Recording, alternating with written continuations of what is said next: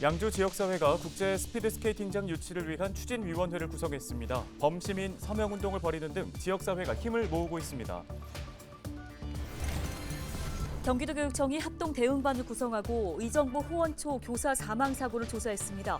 교장 등 관리자에 대한 징계 절차에 착수했습니다.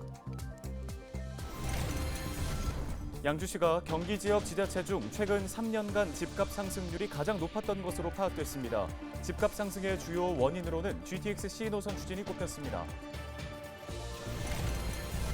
양주 천만송이 천일홍 축제가 24일까지 나리농원 일대에서 펼쳐집니다. 가을 정취를 물씬 느낄 수 있는 축제 현장으로 여러분을 초대합니다.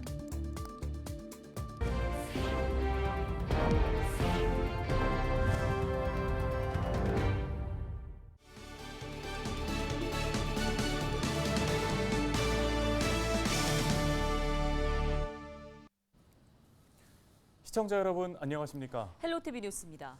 양주시가 국제 스피드스케이팅장 유치를 추진 중이라는 소식 전해드린 바 있습니다. 양주 지역사회가 스케이트장 유치를 위해서 힘을 모으기로 했습니다. 네, 양주시는 부지도 이미 확보했고 또 수도권으로 접근성도 좋아 국제 스피드스케이트장이 들어서기에 최적의 조건이라고 강조했습니다. 또 유치를 위한 범시민 서명 운동도 전개 중입니다. 이재필 기자입니다.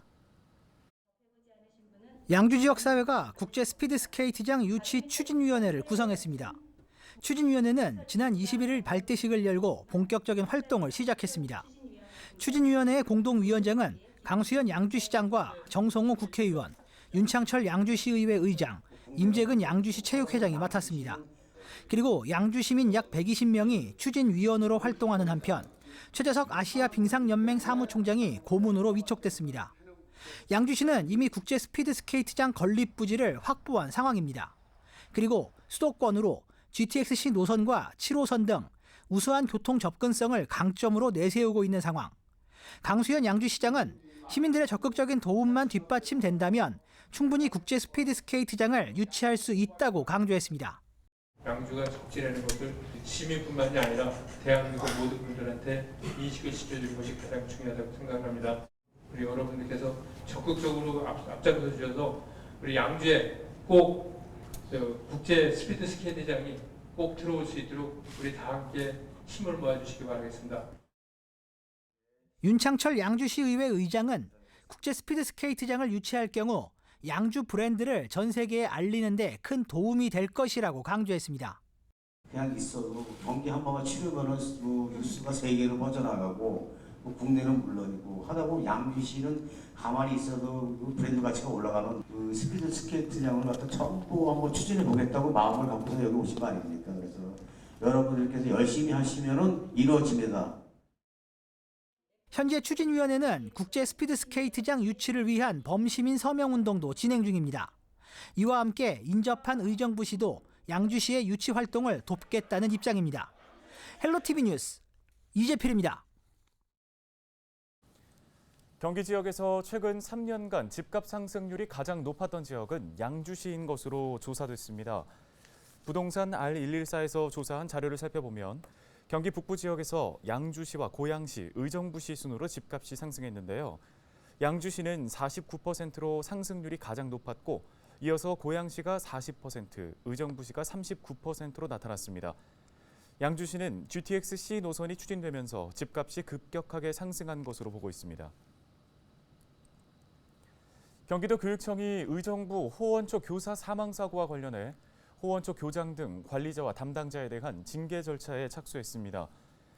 지난 21일 도교육청은 호원초 교사 사망 사고에 대한 조사 결과를 발표했습니다. 해당 교사가 악성 민원을 겪은 사실을 확인하고도 사망 원인을 단순 추락사로 처리한 교장 등에 대해 징계위원회를 열겠다고 밝혔는데요. 임태희 교육감은 학교 측이 고 이영승 교사 사망 전에 이런 사실이 있었는지를 알았는지 확인되지 않았다면서 사망 이후 조치와 관련해서는 전원에 대한 징계를 심의할 것이라고 말했습니다. 한편 도교육청은 두 교사의 사망 경위 파악을 위해 지난달 10일부터 이달 18일까지 합동 대응반을 꾸려 조사해왔습니다. 지난 21일 오전 6시 40분쯤 양주시 백석동의 한 공사장에서 50대 남성 A씨가 숨진 채 발견됐습니다. A씨는 2014년 7대 동두천 시의원과 2018년 10대 경기도 의원을 역임했던 것으로 확인됐습니다. A씨는 지난 지방선거에서도 도전했지만 낙선했으며 발견된 공사장에서 최근까지 일했던 것으로 파악됐습니다. 경찰은 타살 정황이 없는 점 등을 고려해 A씨가 극단적 선택을 한 것으로 추정하고 경위를 조사하고 있습니다.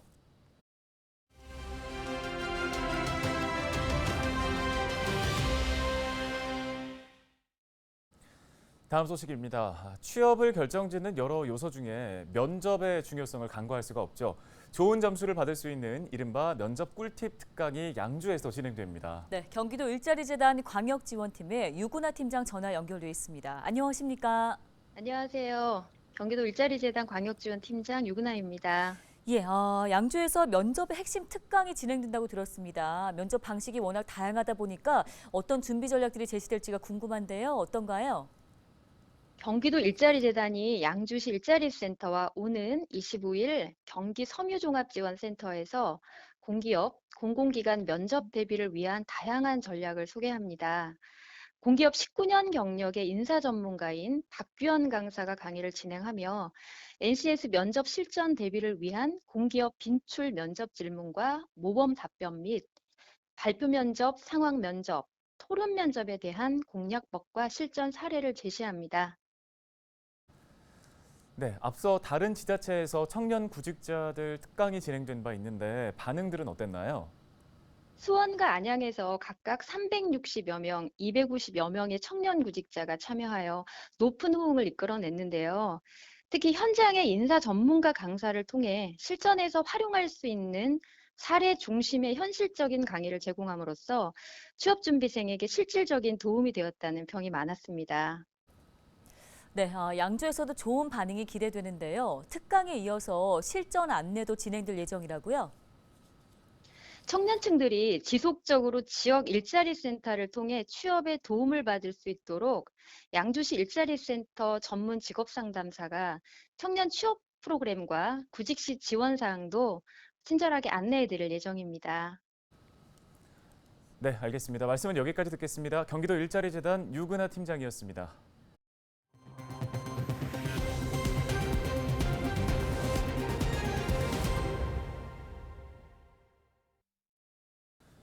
양주 지역의 대표 축제죠. 양주 천만송이 천일홍 축제가 오는 24일까지 나린웅원 일대에서 펼쳐집니다.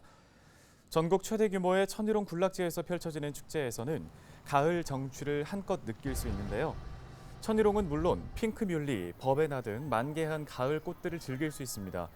특히 천일홍 축제의 현장은 SNS 사진 명소로도 유명한데요. 늦은 오후 꽃밭으로 붉은 노을이 질 때 장관을 연출한다고 합니다. 또 이뿐만 아니라 축제 기간 동안 버스킹 공연과 리마인드 웨딩 등 다양한 즐길거리도 시민들을 찾아갑니다. 특히 23일과 24일에는 양주 시립합창단의 축하 공연과 국악 한마당 등 다양한 공연들이 축제의 분위기를 한층 끌어올릴 예정입니다.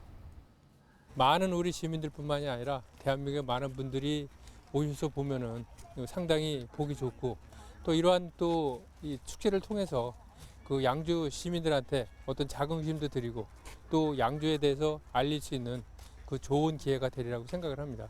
변치 않는 사랑을 확인하는 천만송이 천일홍 축제장으로 놀러 오세요.